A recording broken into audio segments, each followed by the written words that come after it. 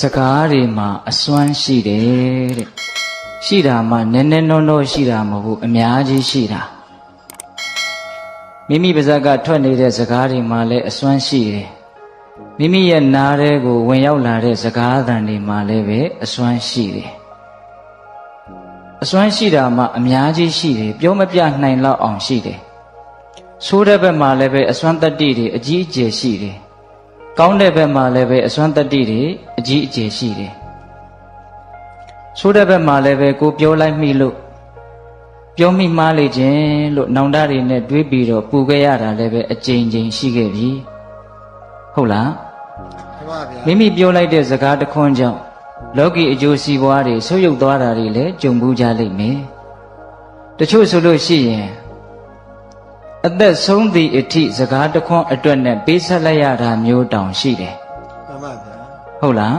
မှန်ပါဗျာစကားတစ်ခွန်းမှားသွားတာနဲ့ဗမာစကားပုံလည်းရှိတယ်လေအသွားမတော်တလှမ်းအစားမတော်တလုတ်အပြောမတော်တော့တခွန်းနဲ့ဒုက္ခရောက်တတ်တယ်မှန်ပါဗျာဟုတ်ရလားမှန်ပါဗျာအေးကိုပြောလိုက်တဲ့စကားကတကယ်ကိုပဲအကြီးအကျယ်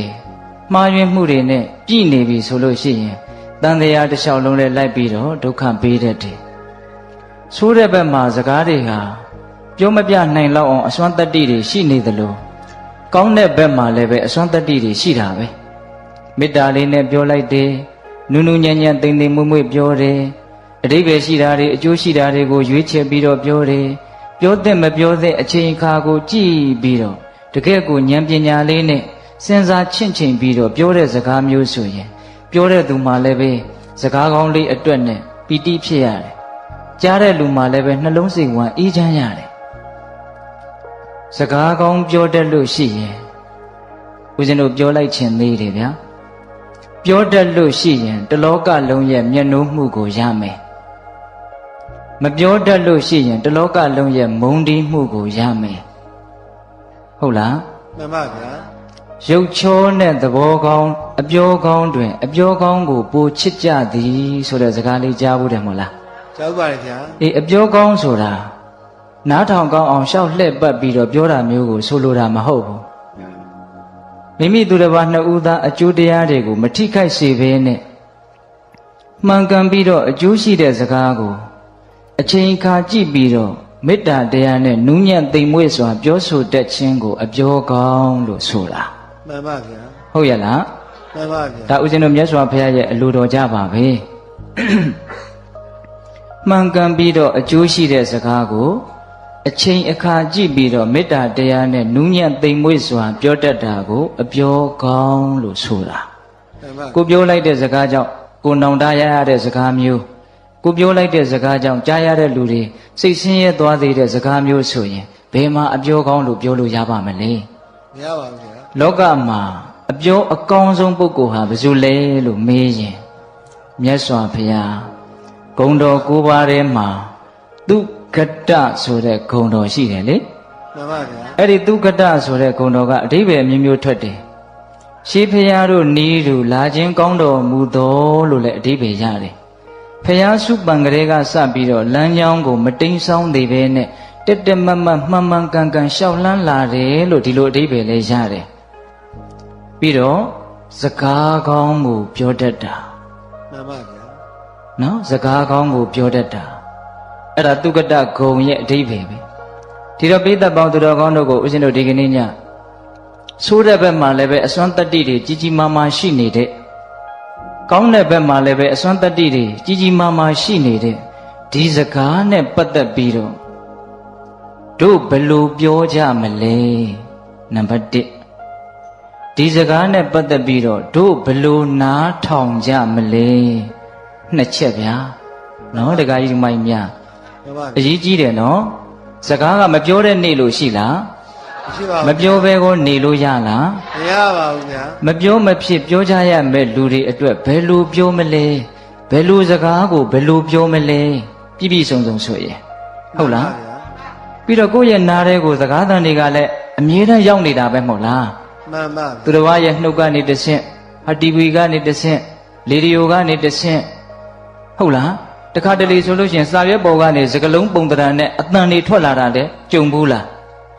ဖတ်ပါများတော့စကလုံးတွေကဘာတွေဖြစ်သွားတော့စိတ်ထဲမှာအတန်တွေဖြစ်သွားတယ်အဲ့ဒါလဲစကားတစ်မျိုးပဲလို့တောင်ထင်တယ်ဟုတ်လား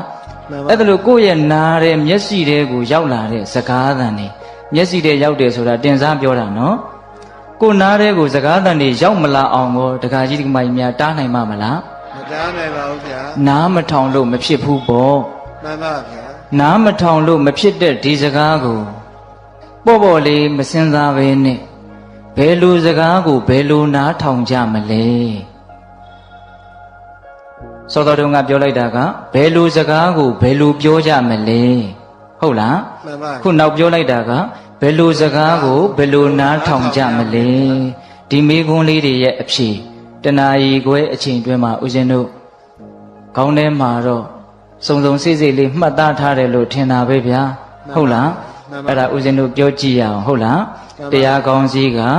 စကားတို့ဤအစွမ်းတဲ့ဟုတ်လားတရားမဟုတ်သေးခင်မှာ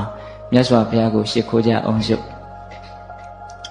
ဒီတရားတော်ကိုမဟောကြားသေးခင်မနာကြသေးခင်မှာ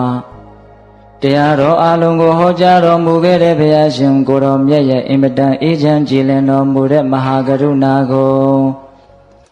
သိစေရာတရားလုံးစုံကိုသိတော်မူမြင်တော်မူတဲ့သဗ္ဗညုတဉာဏ်ဒီဟုသောပညာကို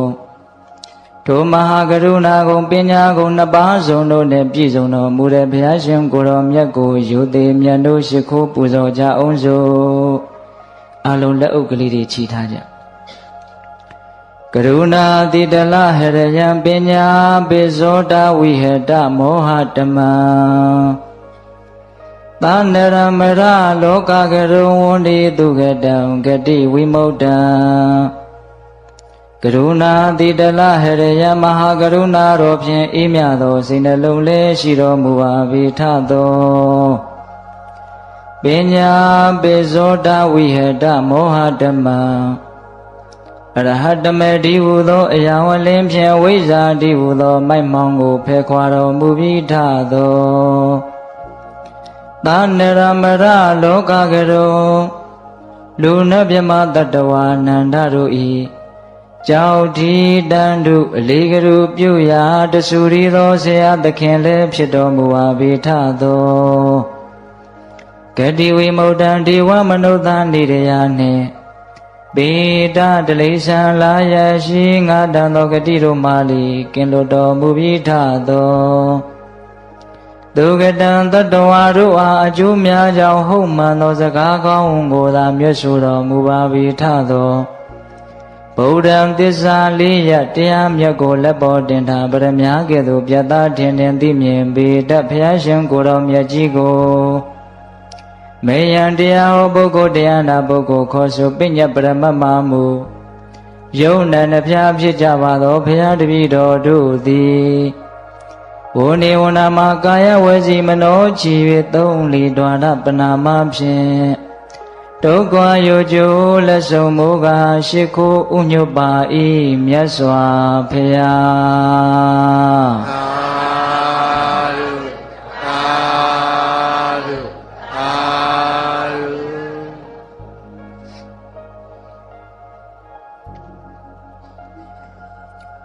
ယောဇဂါထာတတံဘာတိအနတ္တပဒသင်္ညိတံဧကံဓမ္မပရံတေယောယံသုတ္တဝါဥပသမတိယောဇာခြင်းပုဂ္ဂိုလ်သည်အနတ္တပဒသင်္ညိတံအကျိုးမဲ့ခြင်းနှင့်ဆက်ရှင်သောဂါထာတတံတရားသောဂါထာတို့ကိုစေပါတေယအကယ်၍ပြောဆိုစေကာမူနတေယောမမြတ်တိသာတိယောဇအခြင်းပုဂ္ဂိုလ်သည်ကသုတ္တဝါနာထောင်ရသည်ရှိသောဥပါသမတိလောဘဒေါသမောဟစသောအပူဓာတ်အလောင်ဓာတ်တို့ကိုငြိမ်းအေးစေနိုင်၏တံထိုကဲ့သို့သောစကားကိုဧကံတခုံးများဖြစ်သောတံဓမ္မပဒံထိုကဲ့သို့သောတရားစကားသည်သာလျှင်သေရောမြတ်လှပါပေ၏အကျိုးမဲ့ခြင်းနဲ့ဆက်ရှင်နဲ့တရားသောဂါထာတွေကိုပြောဆိုနေတော်လည်းပဲမမြတ်ပါဘူးတဲ့ကြားလိုက်ရရင်နှလုံးစိတ်ဝမ်းအေးချမ်းပြီးတော့ လောဘဒေါသအပူဓာတ်အလောင်ဓာတ်တွေကိုငြိမ်းအေးသွားစေတဲ့စကားမျိုးဆိုရင်တော့တခွန်းနဲ့ပင်ဖြစ်စေကမူမြတ်ပါတယ်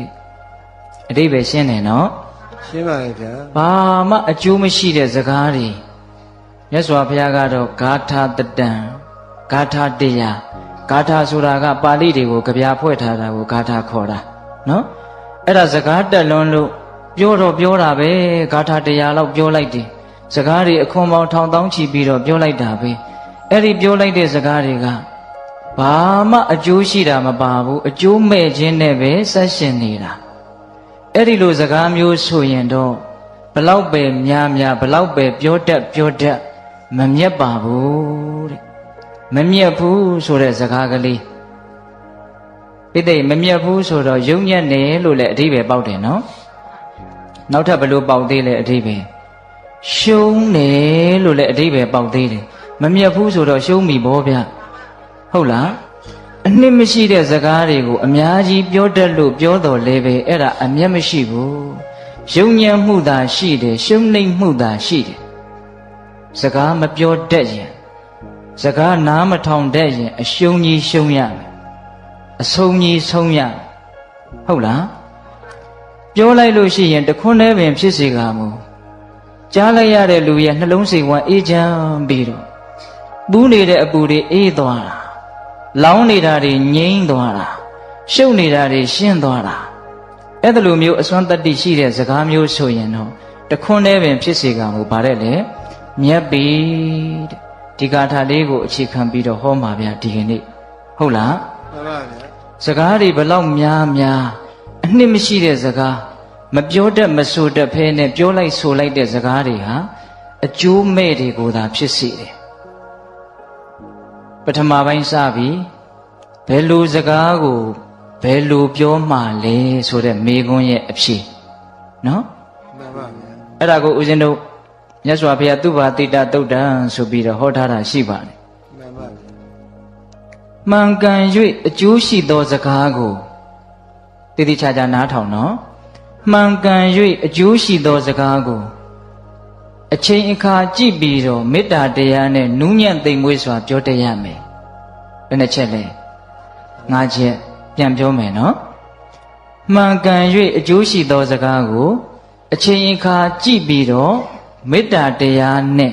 နူးညံ့သိမ်မွေ့စွာပြောဆိုတတ်ရမယ်ဒီအင်္ဂါနဲ့သာညီမယ်ဆိုရင်အလုံးသောတတ္တဝါတွေဟာအပြောကောင်းနေကြီးဖြစ်မှာဟုတ်လားမှန်ပါဗျာအဲ့ဒီမှာတော်တော်အရေးကြီးတာကတော့အချိန်အခါကိုကြည့်၍ဆိုတာလေးလေတော်တော်အရေးကြီးတယ်ပြောကျင်တိုင်းပြောလို့ဖြစ်တာမဟုတ်ဘူးဘလောက်မှန်ဘလောက်အကျိုးရှိပြောတဲ့အချိန်ကြမှပြောရတယ်မပြောတဲ့အချိန်ကိုမပြောရဘူးစောင့်နိုင်ရတယ်အောင့်နိုင်ရတယ်တခါတလေကြတော့ကိုကမစောင့်နိုင်ဘူးမအောင့်နိုင်ဘူးပြောချင်ရင်ပြောချလိုက်တယ်အဲ့ဒီမှာဒုက္ခရောက်တာ